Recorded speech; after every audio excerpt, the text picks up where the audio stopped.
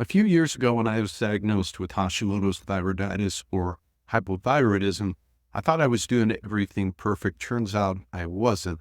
And I didn't know what to do. I didn't know how to eat to help fix the problem. Now I do. So if I was diagnosed today, these are the foods I would focus on eating. Now, it's important to point out the goal here is we want to improve your thyroid function, improve your thyroid hormone conversion. But these foods also help you do a second thing, which is decrease stress levels. Stress levels in your body are not good for thyroid. So that's what we're focusing on here.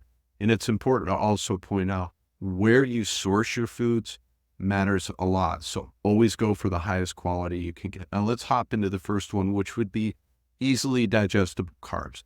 Now, what does that mean? And I thought carbs are bad. Carbs are definitely not bad. They're very beneficial for your thyroid, but you have to eat the right ones.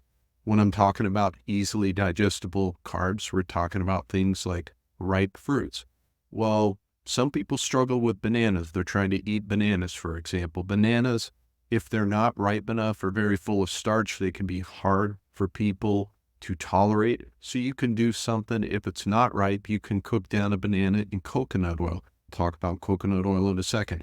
But end of the day, make sure they're ripe fruits. Those are going to be very easily digestible. That's important because anything that's tough on your GI tract is eventually going to be harder on your thyroid health. Other examples would be honey, maple syrup, high quality orange juice.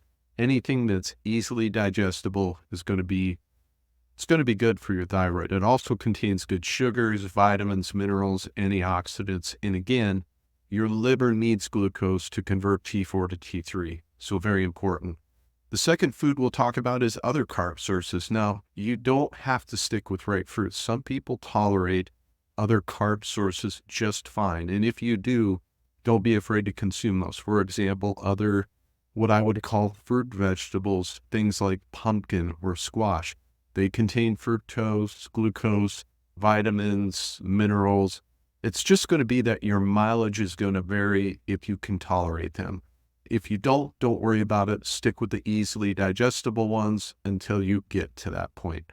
Number 3 would be grass-fed liver.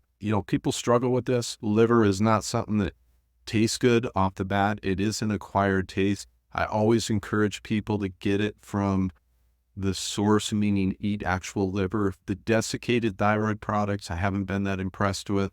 If you have to do that, you can do desiccated thyroid. But I prefer the real deal. The reason being it's basically Mother Nature's multivitamins filled with micronutrients that are great for thyroid function, copper and selenium, those sorts of things. The other nice thing is it already comes with balanced micronutrients. For example, copper, iron, zinc are all in a balanced format. A lot of people will try to supplement with copper or zinc and then they run into problems. Liver has everything that you need in the ratios that you need. So very thyroid friendly. The fourth food that's going to be music to people's ears would be dark chocolate. The reason being it's been found to be supportive of metabolism. Doesn't mean you can eat a ton of it or that you would want to, but if you're craving chocolate, it's a great option. Okay. Number 5 would be gelatin and glycine. Now, what does that mean? Back in the day when we ate an animal, we ate nose to tail. We ate everything. We'd boil the head down, make head cheese, all the gelatinous cuts of meat are very full of glycine. And the reason that's important, glycine helps lower stress levels, helps with blood sugar regulation. It helps a great deal with gut health. If you can't get those gelatinous cuts of meat, you can do things like gelatin powders or bone broth, which are 2 things I use a fair amount. So keep that in mind, very beneficial for the thyroid.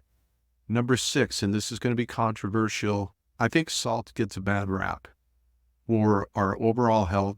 If you are craving salty foods, your body is trying to tell you something. So I encourage people to salt their foods to taste. Okay, the reason for that is salt is kind of an anti-stress. It's not kind of, it is anti-stress. It helps you spare magnesium. Magnesium helps you deal with stress. It helps with insulin sensitivity. So if you're craving salt, your body is trying to tell you something. Plus, it just helps food taste better. So I am a big fan of that. If you're concerned about hypertension, I do have a video on salt and hypertension that you should watch. Okay. Let's talk about coffee. Coffee is number 7, great food, shown to increase metabolism.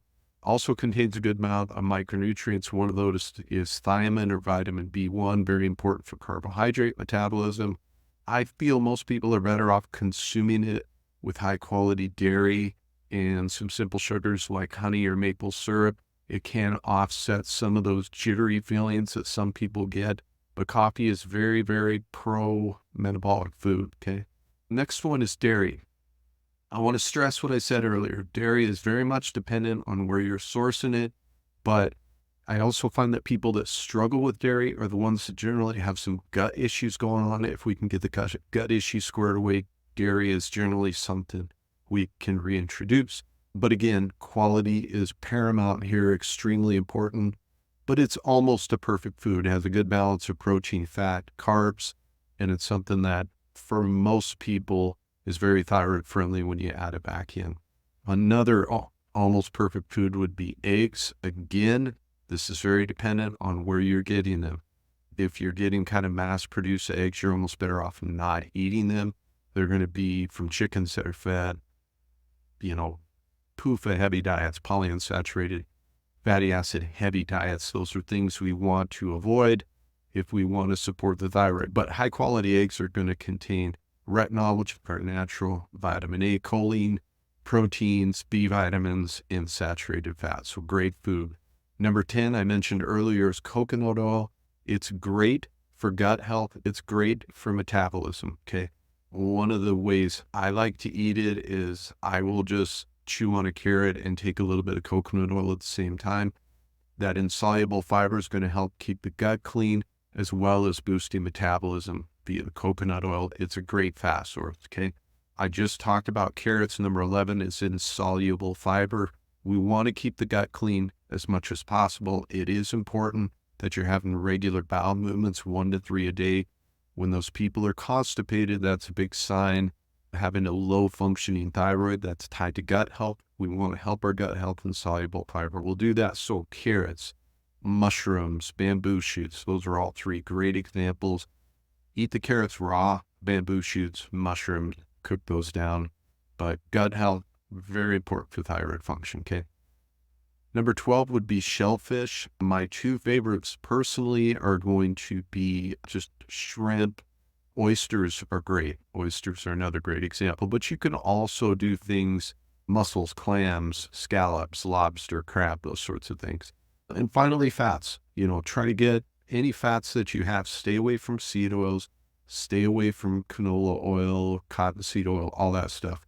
Butter, ghee, coconut oil are going to be your fat sources. If you stick with those, you're going to do great. So let me know in the comments, guys, other video topics that you would like me to cover, but these are foods that are going to be very beneficial for your thyroid. Also, remember, if you're looking for other ways to avoid drugs and surgery, go to my website, grab your free checklist there. Very important. Those are things I've used over the years to kind of get out of that drug and surgery paradigm. So hope this was helpful, guys. I will see you in the next one. Thanks.